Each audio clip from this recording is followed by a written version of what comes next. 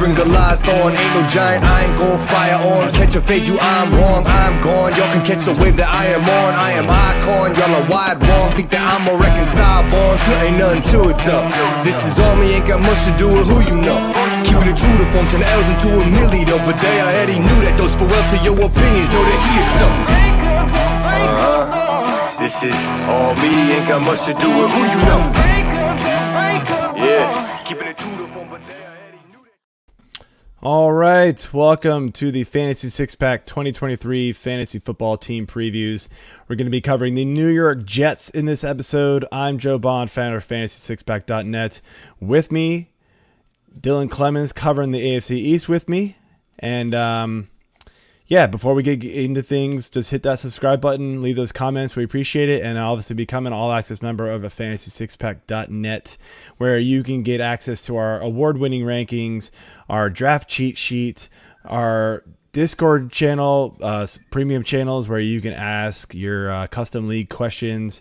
We're always there to help you guys out, and there'll be lots more with that membership as well. So jump in there, and then without further ado, man, let's jump into things here. So we got the New York Jets, probably one of the more interesting teams to talk about this offseason for good reason, starting with the quarterbacks. Got Mr. Aaron Rodgers getting traded from the Green Bay Packers. I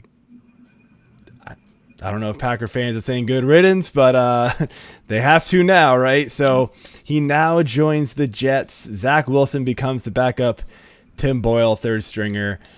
I mean, obviously the question is, Rodgers had an abysmal season last year. He lost, obviously, Davante Adams. That was a huge drop-off. I think some people were expecting a little bit of a drop-off.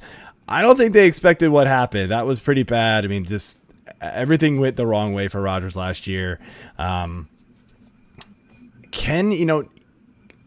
Got a pretty decent receiver core. Again, a lot of his old friends from Green Bay, but also is going to have Garrett Wilson, going to have, some other guys here.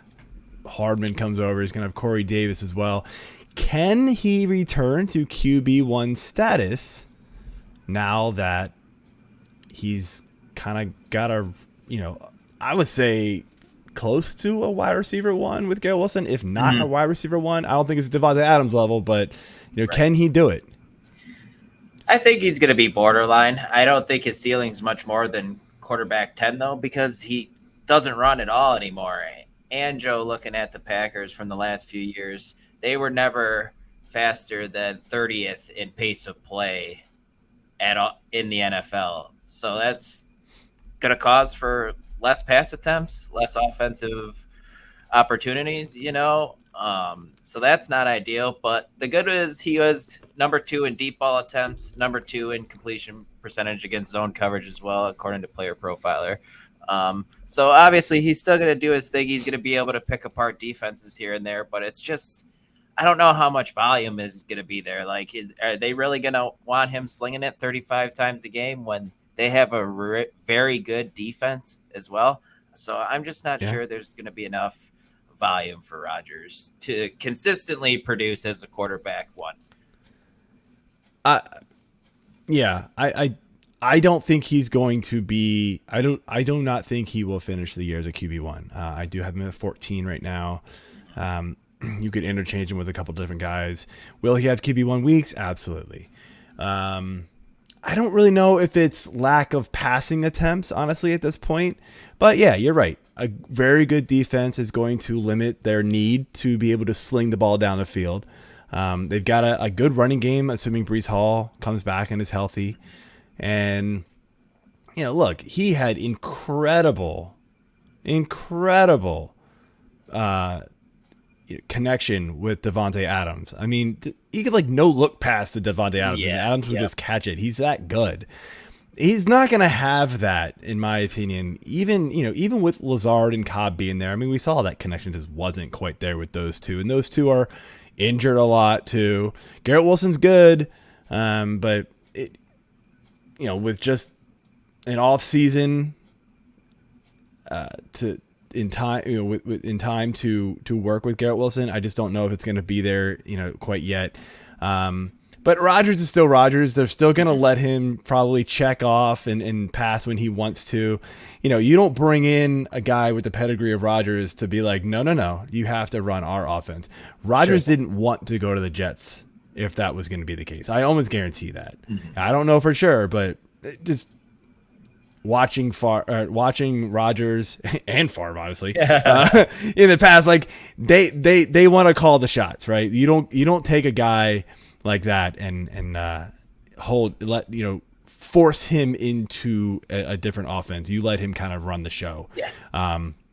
Over to running backs here, and we do got Breece Hall. Michael Carter is still there. They brought in Israel Abanikanda.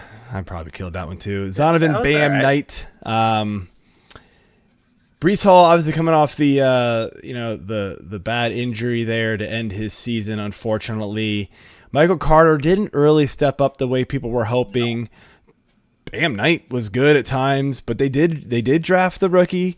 A couple of questions here. Assuming Breece Hall is back week 1, like, are we trusting him at a probably fairly high ADP still, assuming that, news comes out, before the bulk of drafts, mid-August, that he will be ready for week 1? Or are you kind of out and just because, year 1 back from an ACL and all that jazz, like, isn't usually great, but right. We've seen it in the past where it, can be okay, especially for younger guys, but yeah, like ideally you said, we would rather wait and see. I know ADP is kind of wonky right now. He's going as the 13th running back off the board in front of Kenneth Walker, Jahmyr Gibbs, Dalvin Cook, and Aaron Jones. I would just probably rather take a different position there. I'm just going to stay away slightly because of the ACL worry. But, man, when he was on the field, Joe, he was good. 3 top 12 finishes through the first 7 weeks of the season, and then he went down. So good. You kind of alluded to it earlier. I thought last year Michael Carter would be decent, man, but he won top 10 finish last year, and that was week 9. And like we said, Breece Hall went down in week 7. So he didn't take that job and run. You said Bam Knight was relevant at times, but I'm kind of interested in Abanikanda. Maybe he is going to be – you could grab him off the waiver wire if he produces early in the season. He averaged 6 yards per carry. College, I know it's college. It was at Pittsburgh as well. But, yeah. Destroyed my Hokies. That was they barely touched in that game. Go back and watch those game tapes. I won't, but you can. They were not fun for me. Literally, the hole open, it was gone. It was like, okay, we're just not going to touch him today. We weren't even trying.